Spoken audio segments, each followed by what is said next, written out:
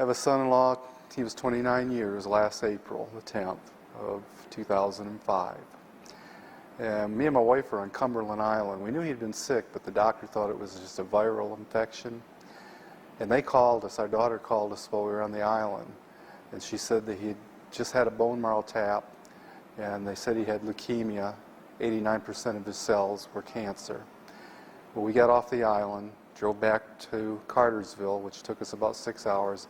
Got home about 1:30 in the morning. My wife laid down for 2 hours and headed up to North Carolina. When she got there, she called me that morning after the doctor come in, and she said, "Honey, he's bad." She said, "He can't get out of bed. He can't even hardly lift his arm. The doctor said he's got maximum 3 weeks to live, probably only going to make it 2. We got to help him get his affairs in order." And when I hung up with her, I was depressed. They've been married 5 years. Well, a friend of mine called about a minute after my wife hung up. And he said, "What's the matter, Tim?" I said, "My son-in-law's only got probably a couple weeks to live. My wife don't think he'll make it that long. He's got a rare type of leukemia, and he's going fast." He said, "Tim, there's something will help him." He told me about Immunocal. I said, "How do you spell it?" He goes, "I don't know." I go, "Where does it come from?" He goes, "California."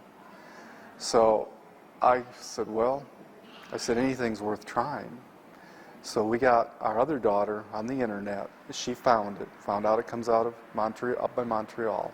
And she did research on it real quick. She said, "Dad, this looks promising." So I said, "Order it." I gave her my credit card number. I said, "Have them overnight it, because we need this immediately." On Monday, they did his bone marrow tap. His red blood count was down to 4. The doctor said, "I've never personally known anyone that's recovered when it's got that low." And he said his cancer cells being 89% in the bone marrow, that's as bad as being 100%. We got the Immunocal Tuesday afternoon. He took it one time then, he took it 4 times Wednesday, gave it to him once Thursday before they drew his blood. When they came back with the results of the blood work, it had went up 2/3 of a point where it had been going straight down.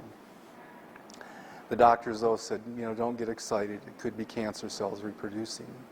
But on the following Monday, when they drew his blood again, it was up to 5.85.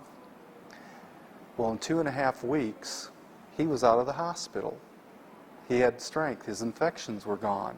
In fact, it's funny. He'd been on the Immunocal about 4 or 5 days, and we didn't know what was happening with the cancer. We just knew he was feeling better.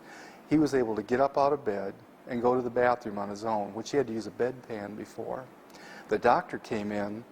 I wasn't there, but my daughter said the doctor came in, and he was in the bathroom, and he goes, "Where have they taken him?" She said, "Nowhere." He goes, "Well, where is he?" She said, "He's in the bathroom." He goes, "How did he get there?" She said, "He walked." And the doctor said, "How?" So Andre's come out, and the doctor was amazed. They had not told the doctors we were giving him Immunocal.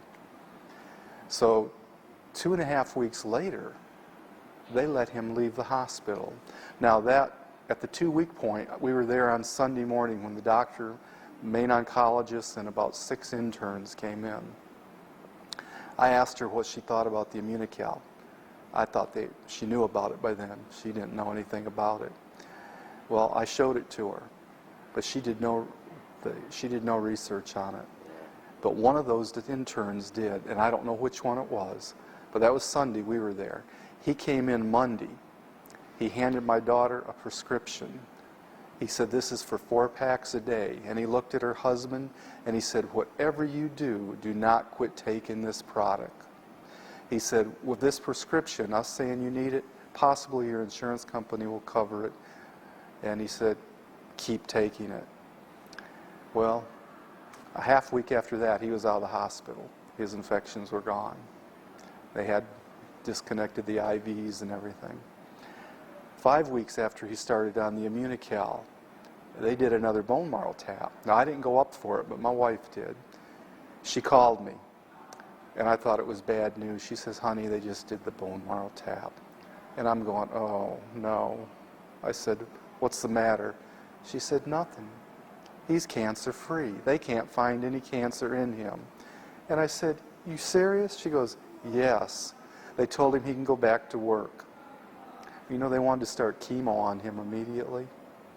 He told them no. He said, if the cancer reoccurs, I'll consider it. But he said, if the cancer's gone, why should I have chemo? The doctor says, well, just to be safe. He said, no, I'm not going to do that.